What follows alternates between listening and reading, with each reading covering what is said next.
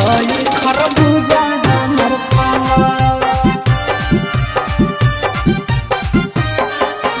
लहई खरबूजा हमर खाला।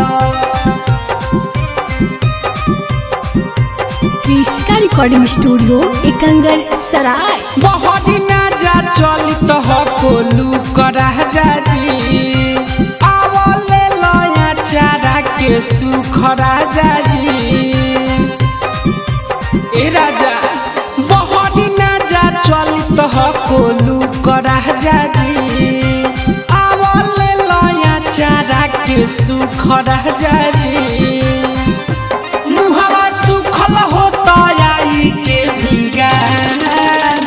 ए राजा अपन गरमी भागल लहई खरबूजा दुनो खाल राजा अपन गरमी भागल लहई खरबूजा हमर खाल लहई खरबूजा हमर खाल।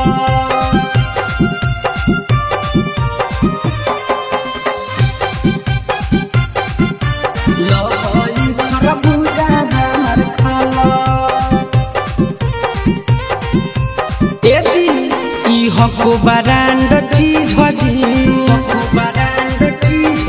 एमे हको नाय कहूँ बीजजी ए राजा ई हको बरांड चीज हजी एमे कहूँ ना हई बीजजी हको सकता तू पहिले दादा ए राजा अपन गरमी भागल लहई खरबूजा दुनो खाल राजा अपन गरमी भागल लहई खरबूजा हमर खाल लहई खरबूजा हमर खाल लहई खरबूजा हमर खाल राजा अपन गरमी भागल। क्रिस्का रिकॉर्डिंग स्टूडियो एकंगर सराय। नीचे न देखई ऊपर हको सारा फल से सुपर हको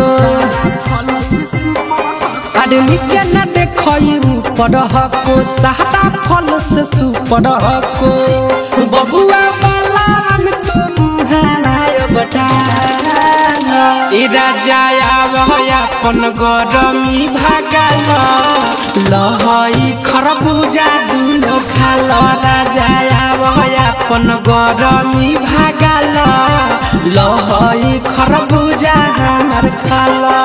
क्रिस्का रिकॉर्डिंग स्टूडियो एकंगर सराय।